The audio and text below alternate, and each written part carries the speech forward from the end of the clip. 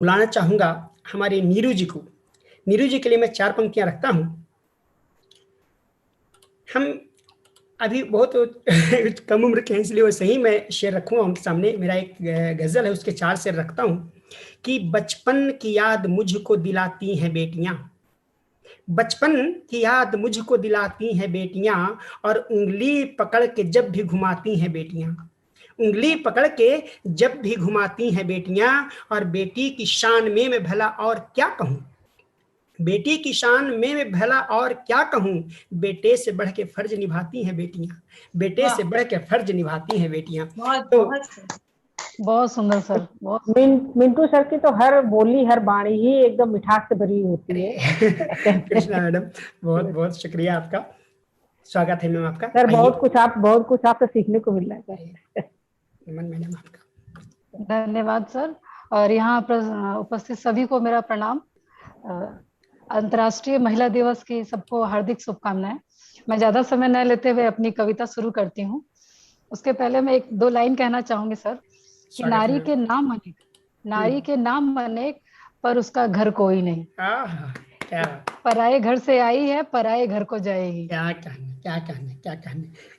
लेकिन तो जहाँ जो जाती है नारियां, वो पराई नहीं, उसको अपना बना लेती है, ये भी तो बात है। और नारी बिना सृष्टि भी नहीं सर, बिल्कुल, नारी ना हो तो सृष्टि कहाँ। सर वो तो बना लेती है, उसको लोग नहीं बना पाते ना अपना, नहीं उसको बना पराई कहते हैं ना, इसीलिए इस पर चर्चा होनी चाहिए सर, एक चर्चा रखिए आगे। जरूर जरूर मैम जी। मेरी कविता का शीर्षक है नारी ने इतिहास रचा। नारी ने इतिहास रचा, हो द्वापर त्रेता या कलयुग, नारी ने ही इतिहास रचा। कैकेयी ने दिलाया वनवास राम को, शूर्पणखा ने जताया स्नेह लक्ष्मण से, तो हुआ हरण सीता का, तभी तो सत्य की असत्य पर विजय हुई, नारी ने ही इतिहास रचा। कुंती ने दबाया कर्णराज का, गांधारी ने बांध पट्टी दिया साथ पति का, अपमानित जो द्रौपदी हुई, दिया श्राप कुलनाश का, हुआ महायुद्ध महाभारत का, न बचा कौरव वंश नाम कहीं, नारी ने ही इतिहास रचा। क्या कहने। मचा, धन्यवाद मैम। मचा हाहाकार स्वर्गलोक में, मचा हाहाकार स्वर्गलोक में, असुरों से भयभीत हुए देवता, ले विनती जा दुर्गा द्वार खड़े हुए, ले विनती जा दुर्गा द्वार खड़े हुए, काली चंडी बन भवानी, काली चंडी बन भवानी, एक एक का लहू पिया, शुद्ध स्वर्ग लोक किया, नारी ने इतिहास रचा। सिंघल नरेश की पुत्री थी, सिंघल नरेश की पुत्री थी, वह प्रियसी पति की थी, मोहित हो सुंदरता पर किया आक्रमण अलाउद्दीन ने, रखा सम्मान को संभाल कर, रखा सम्मान को संभाल कर, बलिदान की मूरत थी पद्मावती, लिया निर्णय जौहर का, लिया निर्णय जौहर का, राख अलाउद्दीन के हाथ लगी, नारी ने इतिहास रचा। युद्ध में ये धन्यवाद। मैं आखिरी पंक्ति रख रही हूँ।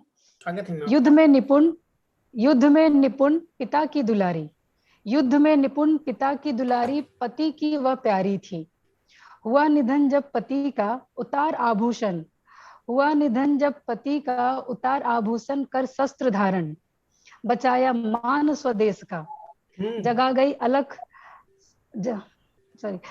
उतार आभूषण कर शस्त्र धारण, खदेड़ा अंग्रेजी सरकार को, बचाया मान स्वदेश का, जगा गई अलख आजादी की, कोई और नहीं वो रानी लक्ष्मीबाई थी। मैंने सच कहा ना, रानी नारी ने ही इतिहास रचा। धन्यवाद।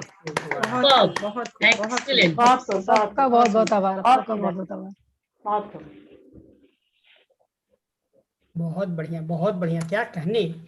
जिस प्रकार से आपने पूरा इतिहास को बांध लिया, और जितनी जो नारियां हैं हमारे देश की जितनी हुई, उनको आपने नाम लेकर के उनको आज जीवित कर दिया, यहाँ पर मंच पर उनको जो है ना उनको जीवित कर दिया, उनके लिए तालियां बनती है। बिल्कुल, धन्यवाद सर।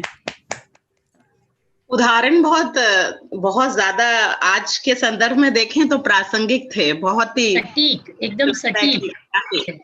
प्रासंगिक उदाहरण दिया उन्होंने, और इतिहास को से जोड़ करके जो वर्तमान पे उन्होंने जो आज कविता सुनाई है वर्तमान में, वो बिल्कुल मैच कर गया। बहुत बढ़िया, बढ़िया। हाँ, महिला सशक्तिकरण की सारे उदाहरण हमें पुराणों से और इतिहास से समेट कर दे दिए हैं। जी जी जी जी, बहुत बहुत आभार आप सबका। बहुत अच्छा। तो